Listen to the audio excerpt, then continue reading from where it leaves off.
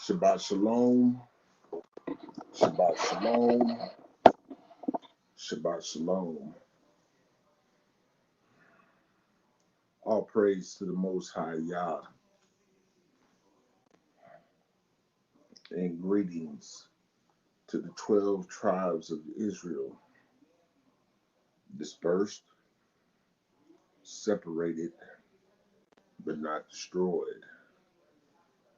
I would like to welcome each and every one of you to the Awakening Remnant Coalition, Dallas.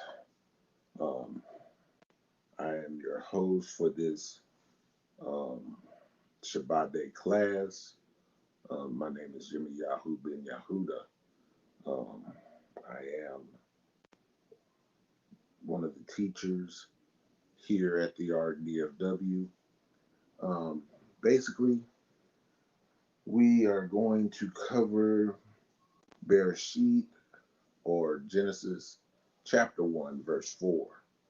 I want to thank everybody who has been coming over to hang out with us, to to learn as we go into the first book of Torah, or first book of the Bible, which is Genesis, or as it's true in its true language, Bereshit. This has been an amazing set of lessons.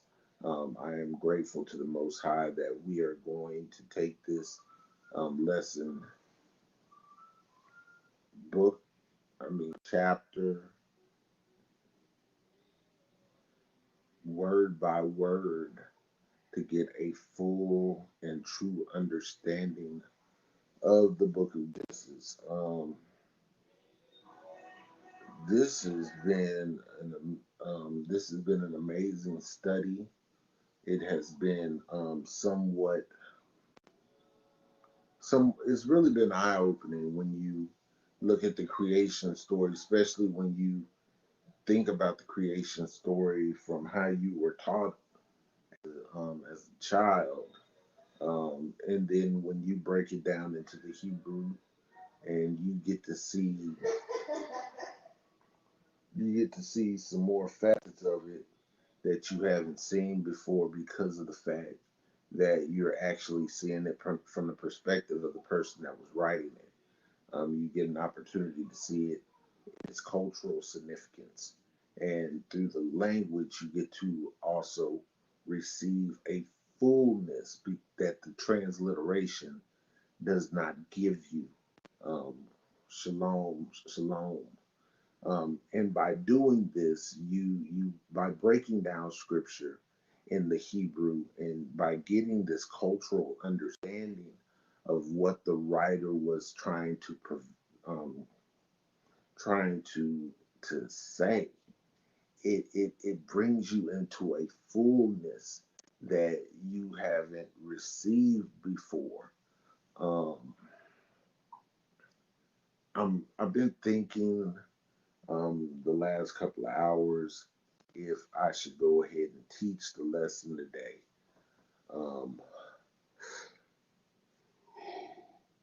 And the only reason why I'm saying this is because, for one, I'm tired.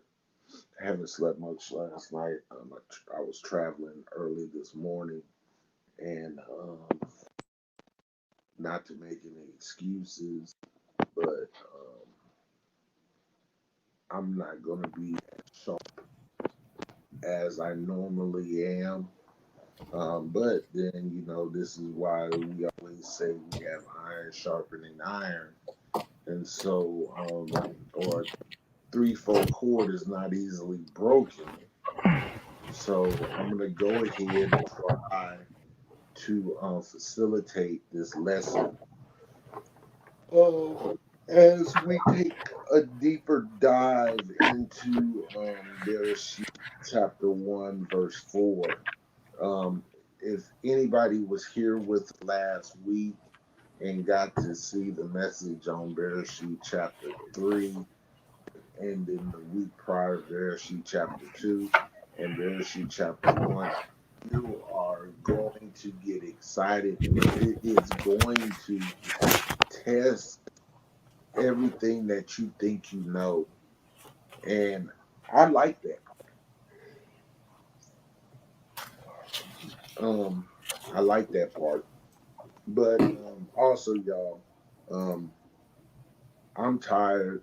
Um, but I want to thank Brother Yosef for driving all the way down to Killeen yesterday as we rest on yesterday as she entered into that eternal sleep, waiting on the return of Hamashiach so that she can rise again. Um, I wanted to tell everybody thank you. Keep us in prayers. Keep my family in prayer. Most of all, keep my father-in-law in prayer because I'm a firm believer when a man finds a wife, he finds a good thing and he finds favor with our Elohim in heaven. And no man in his right mind ever believes that he's going to be left behind and his wife's going to be gone. And so we don't prepare for death that way. We always look at it as we're going to be the first to go. And so, I had some time to reflect on it. And it just, I'm going to be honest with you, man. In this month that my wife's been gone taking care of her mother, I just realized how I really started to understand why y'all said it's not good for a man to be alone. Because we don't do stuff right. Now I ain't trying to say that we aren't capable of doing stuff, but what I am saying is this: men, we don't do stuff right, and sometimes we need. I don't care how far away you get away from your mother, but you need somebody to help steer you because we're going 50 different directions. You know, I think women add focus to our lives or something. And when they ain't around, bruh, my man, I'm telling you, I have, I hated coming back this morning and leaving her there because I've been off all week for the last month. So I want to thank everybody for keeping us in your prayers. Malak, it's a pleasure to see you um, on this Shabbat. Shabbat shalom, Rod. Shabbat Shalom. I'm gonna give Brother Yosef a moment to introduce himself. Then we're gonna go into the lesson. I'm gonna need y'all's help, there, brothers. Yosef already told me. He said, "Man, don't come on here. I'll teach, but I ain't gonna be teaching over Genesis." I'm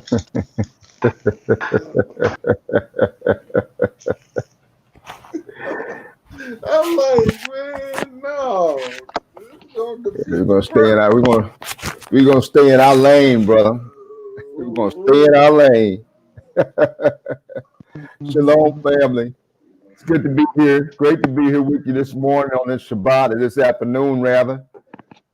Another blessed Shabbat. Boy, I tell you, when Shabbat rolls around, I tell you that after that six days, 5 or 6 or 7 days, much needed rest, much needed relaxation, much needed refreshing, much needed nap.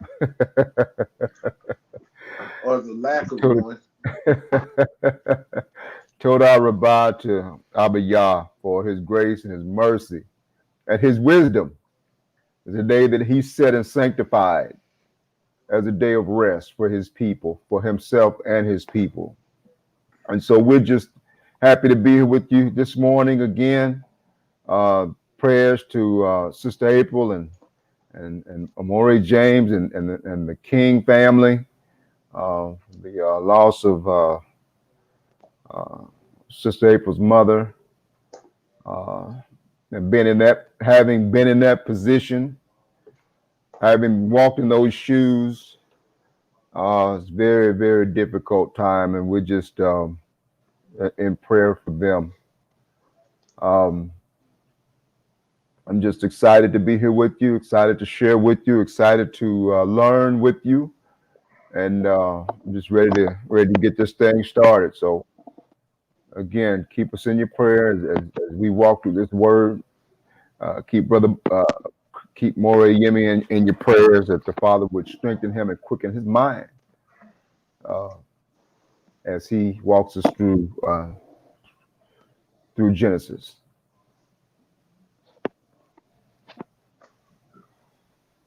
It's on you, Malak.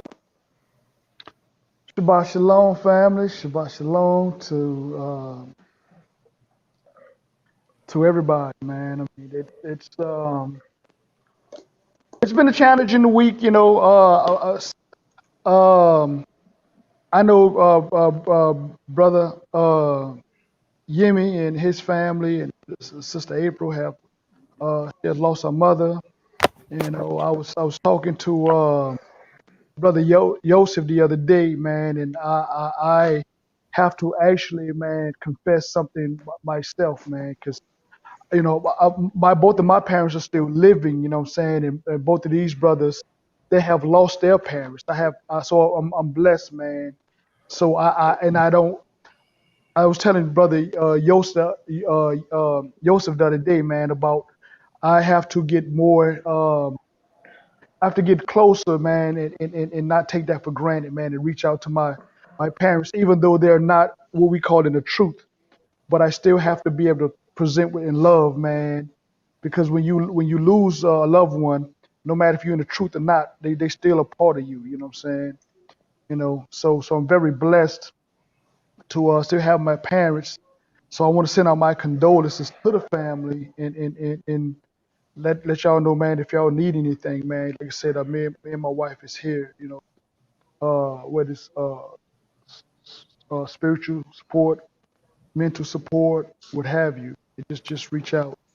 But again, I just want to say, man, Shabbat Shalom, everybody. You know, during these times, we have a lot of work to do, and it's humbling, man, to be at this point. So we have to really do some self-reflecting. I've been doing a lot of self-reflecting on my own stuff, but not, you know, even though I'm reflecting on my own stuff, I have to keep the family in mind because it's all about sacrificing for the family. So with that being said, again, you know, just ready to get to this lesson and let Brother Yemi do this thing, man. It's been a wonderful ride, and I want to continue to grow and learn, you know, and get closer to Most High and Hamashiach. Total Rabah, Malak, and Total Rabah to you as well, yourself. I want to talk. I want to talk about Genesis chapter 4, and from what I pulled out of the chapter, what the Ruach gave me in this chapter. I mean, in this verse. So let's Genesis chapter 1, verse 4. I gotta fix that because I'm always saying verses. I'm calling verses chapters, and so we've only went over the first 4 verses in the last few weeks, and we're breaking down the verses word by word. And the reason why I'm doing this is because I've noticed once we started breaking this down word by word, it kind of dispelled the creation story in a sense for me. And I'm going to touch this because the creation narrative is that that Yah. I'm going to go back to my old teaching and my old Christian thought process. We were taught in Christianity that the world is only about 6,000 years old. But the problem is in that logic, now you have to try to explain stuff like the fossil record.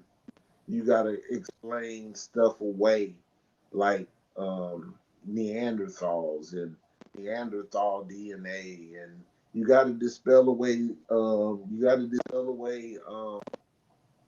Dinosaurs, and there's all this stuff that you have to try to dispel when thinking that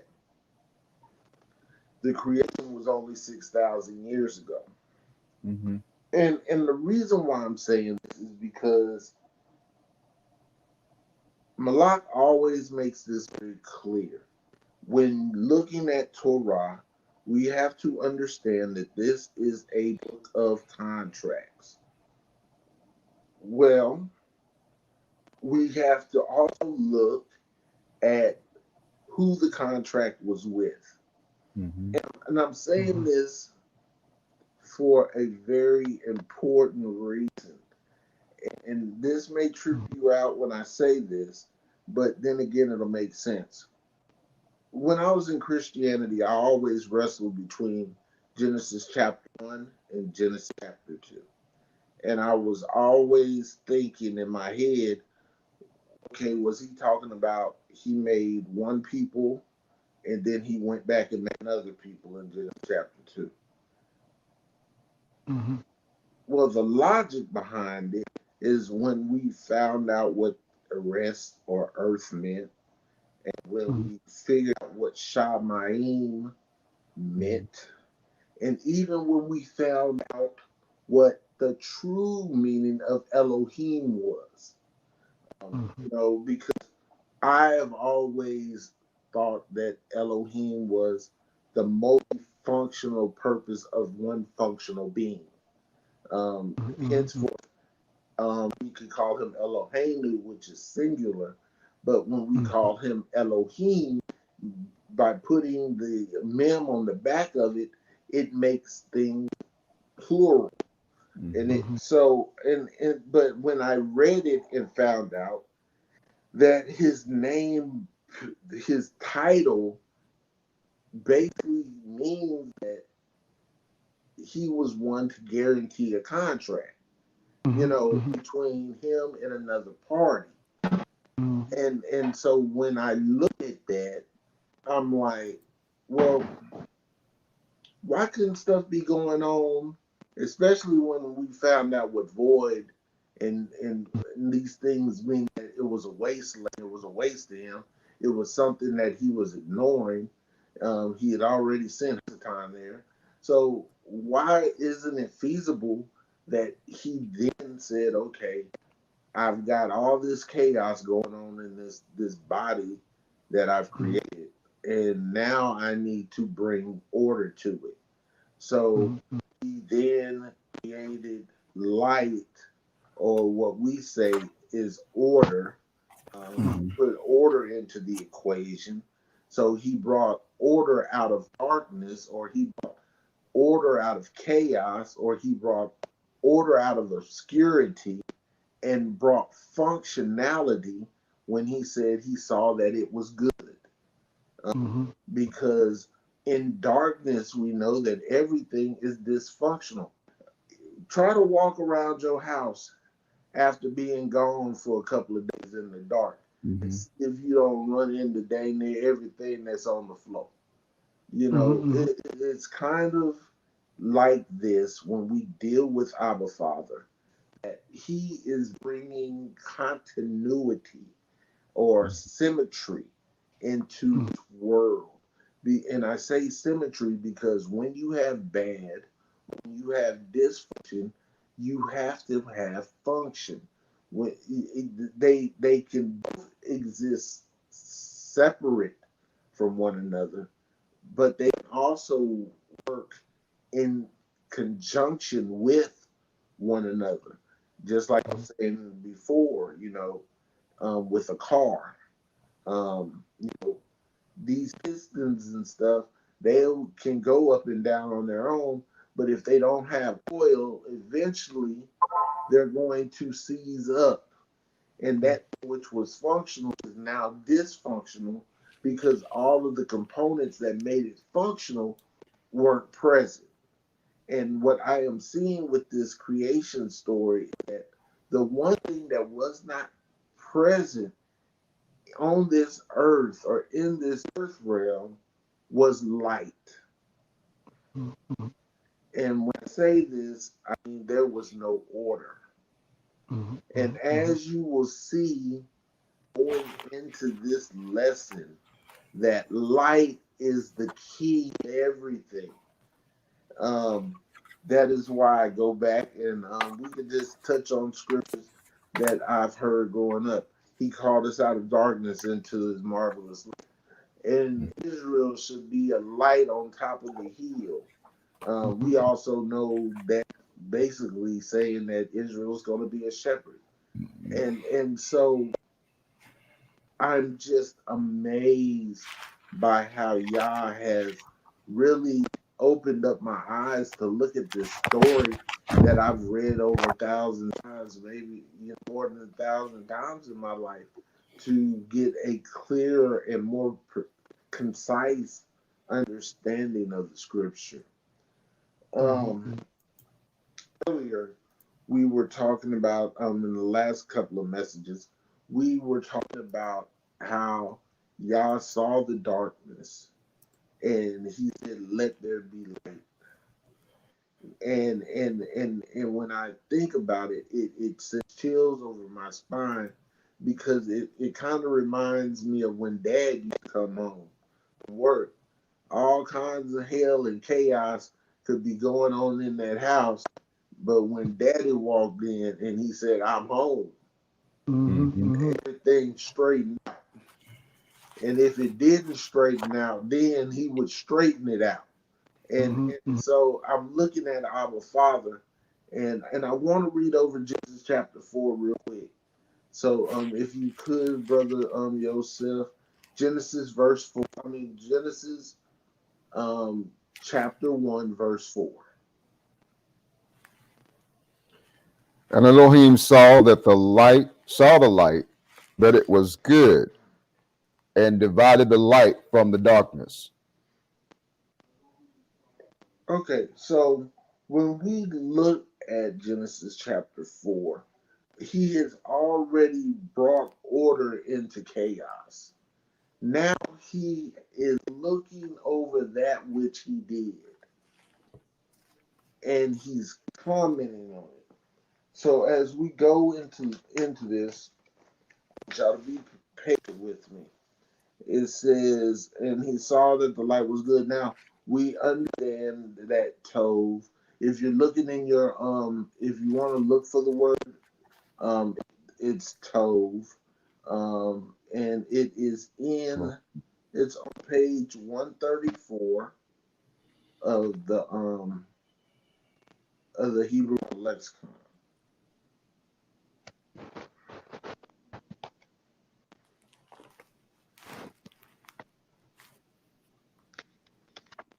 And what was it again? Um, 134 of the Hebrew Bible lexicon.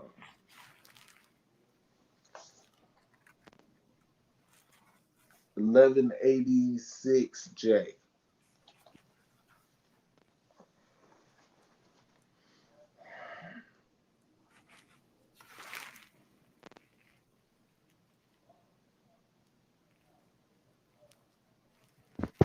Tob. The pictograph tet is a picture of a basket used to contain or surround something. The bet is a picture of a tent or house. Combined, these terms mean surround the house. The house is surrounded by grace, beauty, love, health, and prosperity, something that is functional. Mm. So when he said, Which go ahead. was there a certain letter you wanted? No, I don't. I don't want. So what is Ted again? It's a picture of a basket, Basket, uh-huh. and then we know that the bed is a picture of the house. So it means Mhm. to surround the house. Thankful that he said in grace because grace is good and it is functional. The issue is that we want to say something is good, and everything that isn't good is not functional. And just like I always tell people, you invite 16 people to an interview and you only got one position, one person is going to think that the interview was good, and the other 50 people are going to think that their interview was bad. Mm-hmm. But the fact of the matter is, it was functional because it did what it was supposed to do. It weeded out something and it filled a position, just like Yah did in this story by him filling the earth and bringing light into it so that he could keep order. That word or what we call light is the ability to bring order into something, or a box which has things in it so that you can find something when you're looking for it. You cannot have order without light. It is necessary for you to have light so that you can have order, because you have to be able to see with your natural eye that which you are working on, so then when it goes back into darkness, it won't be corruptible. Does that make sense? Mm-hmm. So when I see him bringing light or order, and I tell people this because I want you to understand that there was no sun or moon yet. There were no stars for the most part. What he was doing was setting the stage for something so beautiful and dramatic that he could actually work on something. I remember when I was in basic training, and we would go out to the range at night, and we would fire our weapons. And our cadre, they would be like, "Listen, I need you to break down your weapon, clean your weapon, put it together, and be ready to go back out on the range." But one of the things was they taught us how to put this weapon together, not only in the daytime, but then after we got a functional, we were able to function.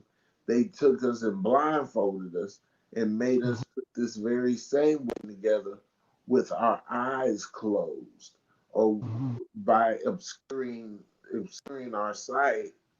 And a lot of times, now that I have read this and we've gone into this study, I think Yah's vision on this planet was obscured, to say the least. That is why he had to bring order into that which was without order. And so, um, anybody got anything? No, no, good. Now, I want you to remember this. Now, what Yah's about to do now is divide something. And I get told when I think about this, because I always used to say, even when I was in the church, that God's arithmetic or Yah's mathematics ain't for us to understand, because he's the only person that I know that can add something and it be divided. Mm-hmm. But we take for granted his ability to bring clarity and functionality into a situation. So when he looked at the array and he saw the light and he saw that it was good, and then they decided to go and do something else, he said, then he divided this thing. And I Mm-hmm. love the word given.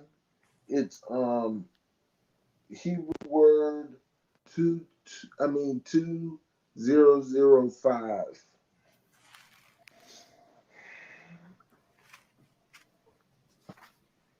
and the V 2005 V. You said for divided? Yes. It's not gonna seem like what we think it is, what we thought it was. And maybe y'all have looked into it and think differently. But I was kind of put off. This Hebrew word to divide really talks about piercing something. And I was thinking, because I came up with the analogy of a door. Um, Dividing something doesn't mean that they're not present. It just means that there's something between them so that they can function in their proper perspective. When I looked at what they gave us for this word, it was basically talking about the divider in a tent. Um, this divider in the tent gave you perspective of what went on one side and what went on the other. And so, yeah, I'm tired. And so, when we look at this, we realize that Yah wanted to divide the darkness or the light from the dark, he wanted to pull light out of darkness. He wanted to bring chaos out of darkness, and and show you how good he is. He does not. He divides us. He separates us from it. But he leaves a gate or a door open so you'll have free will. When when you look at things being told or a tent surrounded by his grace, about it. When you walk outside of your house every day, you are subjecting yourself to all types of different variables. Mm-hmm. This I'm so astonished by him saying that the light was good because of the context that it brings it into, makes you believe that I put up a wall between night and day, or between sunlight, or between light and darkness. But I I'm so this is how my father is, and this trips me out. I'm so confident that if you get with me and we enter a relationship, you won't walk out of the door. Mm-hmm. That that word means to pierce, or to separate. That word, when he says he pierced something, man, I just, y'all got anything? Mm-mm. You learning. You trying to grasp it. Come on. Okay, so then the next word was, so it went from he saw that it was good and he divided it. Well, who divided it? Elohim. Well, who is Elohim? He is the yoking together of two parties. So think about this. He divided something, which means he separated something. See, Mm-hmm. either Yah is dividing something. To divide means to separate. Mm-hmm. But he's one that brings covenants together. And I wanted to show you this, that you cannot have covenant with the darkness. The light has no covenant with the darkness. So the covenant maker separated the light from the dark. And I want y'all to think in your life, you can't be for him and against him at the same time. There's certain things that need to be brought together, but there are certain things in this walk that need to be separated. And I'm telling you this because we want to hold on to all of the customs, but we don't want any ramifications of the custom. Mm-hmm. You understand? We want to have a certain look of law and order, but in all actuality, we move in the realm of darkness more than we do in the realm of the light. He is just a gracious Elohim and leave like what did that band Tom Bodett say? I'm gonna leave the light on for you. For Motel. This is Tom Motel with Motel 6. And I know our motels are trashy, and they pillows are flat, and you may have a bed bug here too. But I'm not trying to tell you we gonna have the best hotel, but I will leave the light on for you. We got a Father though that has the best of everything, and even if you decide that you want to step out on him, like our nation did. A whole entire nation stepped out on him. But you know what? He was fortunate because if he was really vindictive, he could have taken this book, taught us whatever he wanted. He wanted our captors to teach us, and still not allowed them into the house. If he wanted to do that, he could. Just like we have the option of either we're gonna walk with him or we're gonna walk without him. Mm-hmm. But I want to tell you people that whoever's here today that's hearing this, when you separate, the song says, "What shall separate me?" Now, what shall separate me from the love of Yah? But the problem is, a lot of us have already separated ourselves by walking into the darkness and living there, setting up shop. It's a whole lot easier to build a home in the daytime than it is to build one at nighttime. Mm-hmm. And so we as a people have to understand that when Yah saw the dilemma, he brought remedy because out of chaos, he brought life and he brought light into the world. But also, he put a door there that he's saying, I ain't in the business of keeping those who don't want to be kept. And it takes me all the way back to those gates around the city. Regardless of all the foolishness you've done or all the foolishness that we've gotten into, you still left the light on for me. Mm-hmm. I'm sorry, man. I'm just, I'm caught up. Then it says that Elohim Ben or Bain, yeah, I think it's more like Bien or Bain. Um, this word means to plan. So he Elohim planned. It means to plan or to understand. He understood order.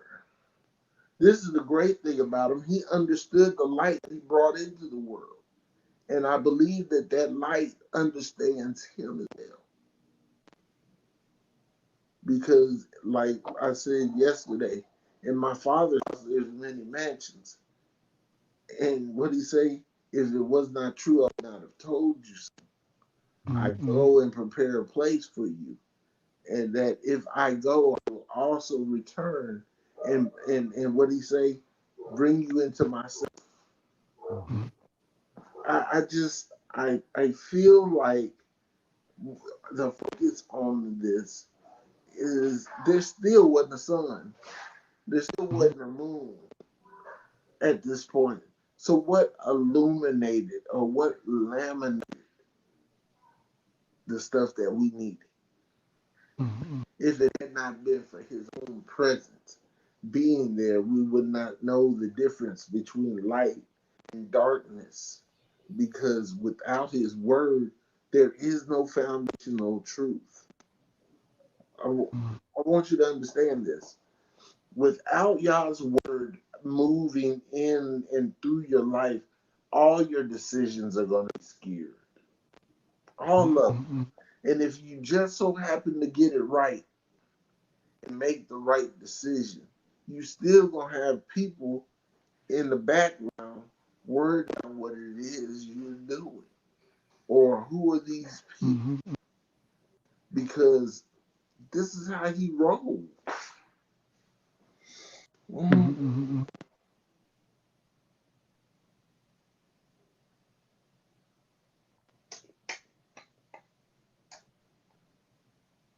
And it says again after he brought order between the nations, or I want to say the nations so bad I do, but I don't want what's going on here. I don't want nobody tripping out when I say this. He brought order out of chaos to the nation, Mm-hmm. his chosen Mm-hmm. people. Why did he bring it? Because there needs to be a healing first in the house of Jacob, and then Mm-hmm. everything else is just the light. And I keep going on. Any of y'all got anything?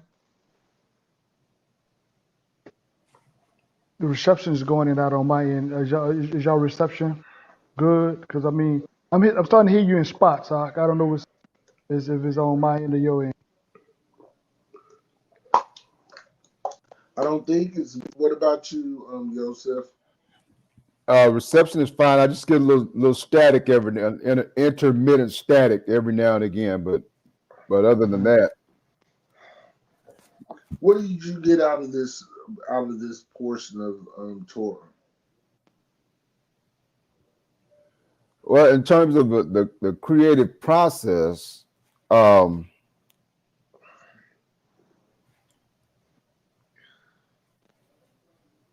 just Did you? basically, just from what you shared with us, the functionality of light, and then the dividing of the light from the darkness. It just shows us that he set there's a dichotomy that's set in the earth or in creation, Right. and that dichotomy basically from what I see is function and dysfunction Right. set in creation. He separates the function from the dysfunction, whether that be in terms of the natural light that we see, or in terms of the wisdom and knowledge or ignorance, or whether it be in terms of sin and righteousness, obedience, disobedience. Mm-hmm. There's a dichotomy. There's a difference. There's a separation between the good and the bad, uh, or the functional and the dysfunctional. Right. Right. And this is important to know because when you realize what function is, or that when you realize what good truly is, you would want to go out of your way to make sure that certain people were taken care of because of the function and dysfunction of being in a dark place. It's just a trip. Let me shoot something right fast, Jimmy. Please do. Again, I just want to, and I want you to give me clarity, just in case I'm reaching. You know what I'm saying? I'm just reaching right now. Okay, we're in Bereshit, Genesis chapter 1, Mm-hmm. and we're going through the creation narrative or the creation story from the mindset of mainstream religion. Um, they take the days almost as, I ain't gonna say it as literal days, but let's just say the days that when we look at it from a religious standpoint, we want to put we're putting the Most High's works into a box. We're putting it into a box to make it make sense from our standpoint, but when we understand it from a spiritual and a Hebraic and from the perspective of Elohim, it's greater than we can really imagine because we want to put a time stamp on everything. And the Most High operates outside of time. The Most High has no time, right? All time is subject to his approval. Yeah, I'm talking. That's what I'm saying. Our time is, but not His time. See, we trying to make the Most High operate. We trying to make the Most High operate in our time, and He's trying to show us that when He's creating things in His creation story, we cannot wrap our mind around the time. We need to wrap our mind around the functionality. just how things function. That I'm just that's basically hold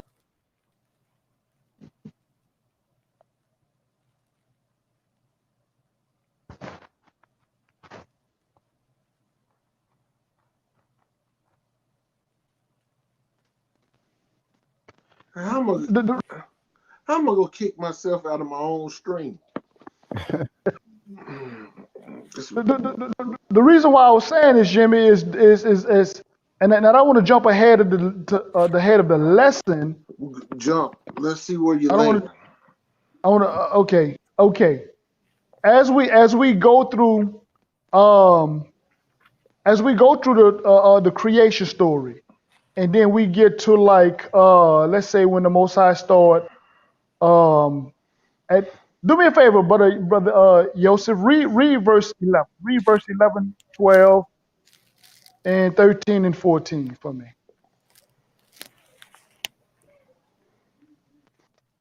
Then Elohim said, let the earth bring forth grass, the herb that yields seed, and the fruit tree that yields fruit according to its kind, whose seed is in itself on the earth. And it was so. And the earth brought forth grass, the herb that yields seed according to its kind, and the tree that yields fruit, whose seed is in itself according to its kind. And Elohim saw that it was Mm-hmm. good. So the evening and the morning were the third day. Then Elohim said, let there be lights in the firmament of the heavens, to divide the day from the night, and let them be for signs and seasons and for days and years. Stop right there. That's where I want you to go right there. Those Okay. two verses, right? Really, that's really all what you want the two verses. When we look at how seasons function, right? Right now we're going into what they call the winter season, right? And what's happening with the grass and It's the leaves? dying. They're dying, right? They're dying. So in the creation story, again, I'm just reaching. I'm not saying I'm right. I'm just trying to, you know, just trying to throw something out there to see if I'm on the right path to what I think you're trying to convey to us. A lot of these things was already created, but they wasn't functioning. The Most High then, as he started proceeding, he started to make them function because he had already created the earth, he had already created the things, but there wasn't bringing forth anything. There wasn't yielding any fruit. There wasn't the grass wasn't hadn't started to grow. You know what I'm saying? I mean, not in a literal sense, but let's say in a spiritual sense. Um, everything was there, but there was so much chaos that things wasn't operating according to the way the Most High really wanted them to function or in their purpose. Well, let's talk about that. We're gonna end up visiting it again anyway. It doesn't matter. Mhm. What I've learned about Genesis, you're gonna end up revisiting. You're gonna rehash Daniel everything over anyway. So it don't matter Mhm. really how it comes. We could go over chapter 2 next week. I mean, we could go over chapter 2 and still be back in chapter 1. So Mhm. let's make sense. Let me try to make this make sense. Say, for instance,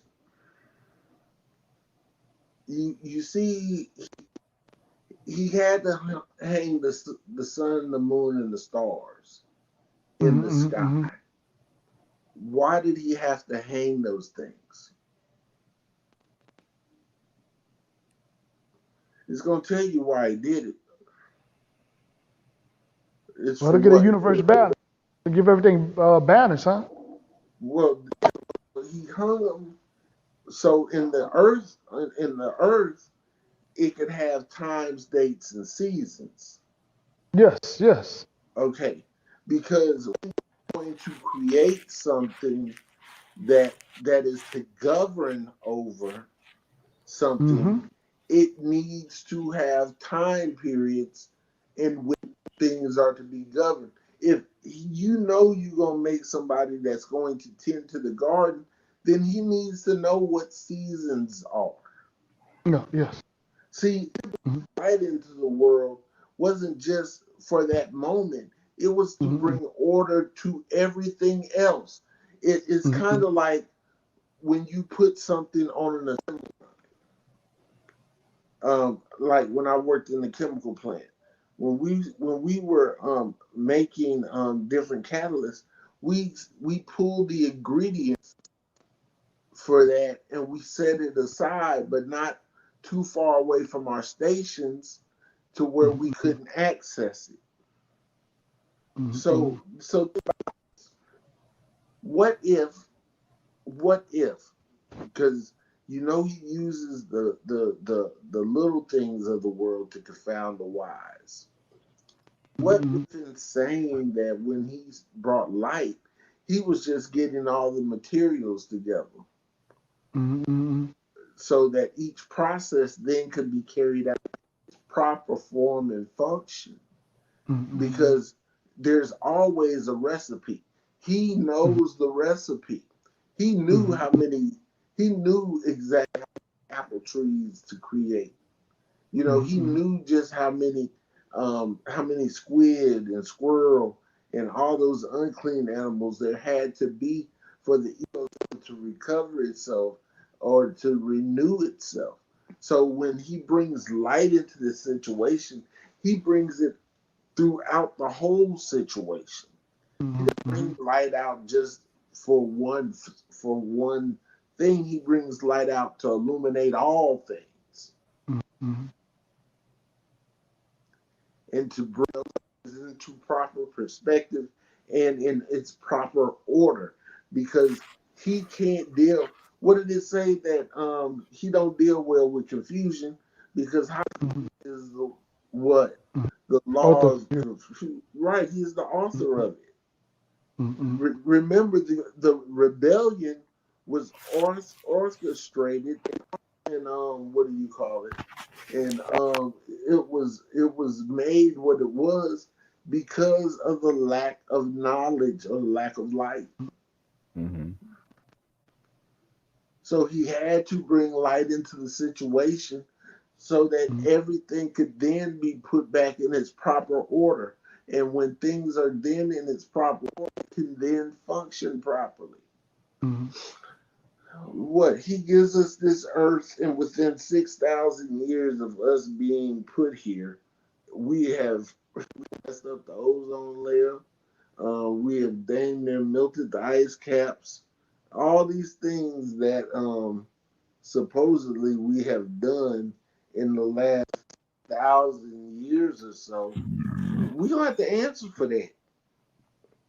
and, Mm-hmm. and everybody was gonna say, "Well, that ain't my fault. That is like that." I no, it may not be your fault, but because you didn't stay, man, I'm out right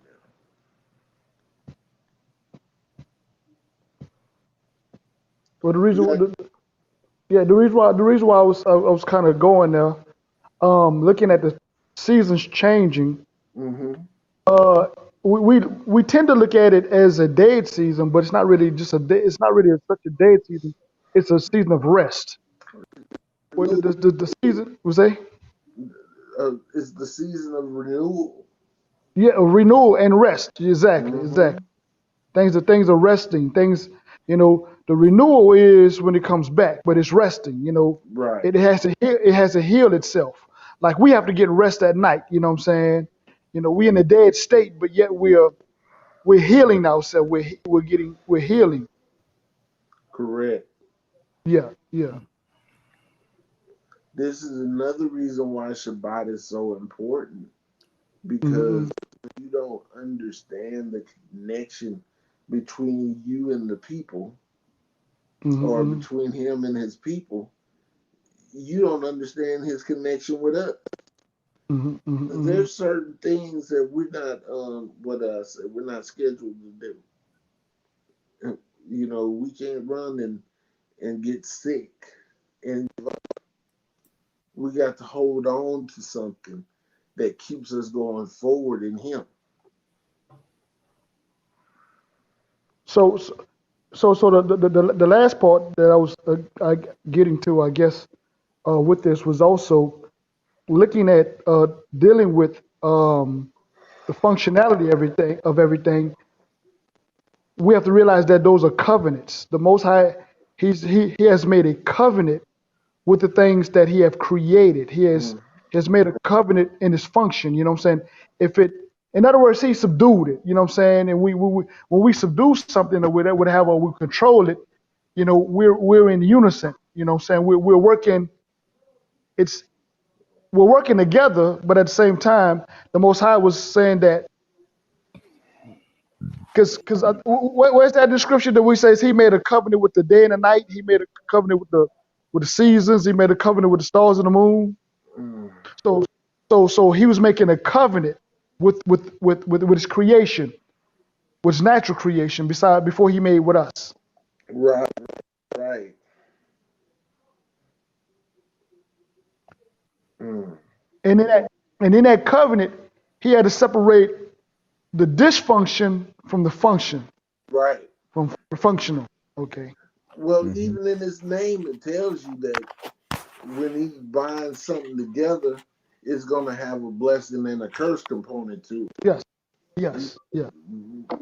How they say, weeping endureth for the night, Mm-hmm. but joy cometh in the morning. Mm-hmm. Mm-hmm. We got to understand that you know, all of our functions, from our heart beating to just all the basic things, brain function, needs a period of renewal. It needs to be brought out of darkness. It needs to be brought out of hibernation. And this is one of the things that we tend to forget in this walk, is that he's shining a light not only down on those who have received him, but he's also shining a light down on those that have. You got anything, Rod? Say it again. You got anything? No, sir. All right. Well, listen, we've been in here an hour, and there ain't nothing I can add to this chapter. I mean, we're gonna have some long days and we're gonna have some short days. But I want to thank everybody for joining us for this study over this study over Hebrews. This study over Genesis chapter 1 verse 4. Hope that it touched you like it touched me. And don't forget that if you want to contribute to the Awakening Remnant Coalition, the information will be put in the chat. I'd like to thank Brother Malak, Brother Yosef, for coming and giving their time and of their beings and their knowledge to this panel. If Yah says the same, we will see you again next week for more Genesis chapter 1. We'll be going over verse 5. I want to thank y'all all again, and as we close out here, head in prayer. Y'all have anything to pray? No. Okay. No. Right. Our Father, we thank you for another Shabbat day. We thank you for this, your grace, your kindness, and your mercy. We thank you for this class. We thank you for every person that was assembled online. We thank you for every person that is assembled here. We thank you for all the elders and teachers in our faith, and we ask that you put us all on one accord. That allow us to be functional and not dysfunctional. Abba God, we thank you for all that you've done and all that you will do. In the name of your son, Yeshua, we give him honor, but we give you the highest praise by saying hallelujah, Hallelujah. hallelujah, Hallelujah. hallelujah. Hallelujah. All right, Akeem, it's been great. I will catch y'all later on today. Give me a call, give me a chance to close my eyes, because like I tell you, I got 1 hour sleep. All right. Get some rest. All right, get some rest. All Shalom, right. family. Shalom, everybody. Shalom. Shabbat shalom.